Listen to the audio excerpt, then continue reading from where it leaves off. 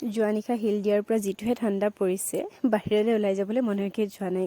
তথাপিতো যিহেতু ভণ্টিৰ আজিৰ পৰা পৰীক্ষা মানে হায়াৰ ছেকেণ্ডেৰী এক্সাম যিহেতু অনুষ্ঠিত হৈছে, গতিকে তাইক থ'বলৈ যাবই লাগিব। আৰু এই চেগতে উচ্চ মাধ্যমিক আৰু উচ্চতৰ মাধ্যমিকৰ প্ৰত্যেকজন পৰীক্ষাৰ্থীলৈ মোৰ তৰফৰ পৰা আন্তৰিক শুভেচ্ছা জনালোঁ।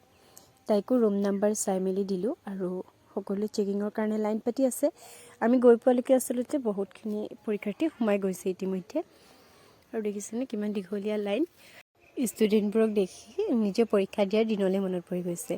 আমিও এটা সময়ত আহিছিলোঁ ন, এইদৰে পৰীক্ষা দিবৰ কাৰণে লাইন পাতিছিলোঁ, সোমাইছিলোঁ। বাৰু আমাৰ দিনত ইমান বেছি চেকিঙো আচলতে নাছিলে। তাৰপাছতে বৰমাই ক'লে যে গেছৰ বাৰ্ণাৰ এখন চাওঁ, তাকে বৰমাৰ লগতে দোকানত সোমালোঁ আৰু এখন লৈও আহিলোঁ। তাৰপাছতে মোৰ ঘৰতে কাপোৰ কেইটামান চিলাব লগা আছিলে, মানে কাপোৰ দুযোৰ দিছিলে চিলাবলৈ, তাকে চিলাওঁ বুলি লৈছোঁ। বাৰু আজিৰ ভিডিঅ'টো ইমানেই, ধন্যবাদ।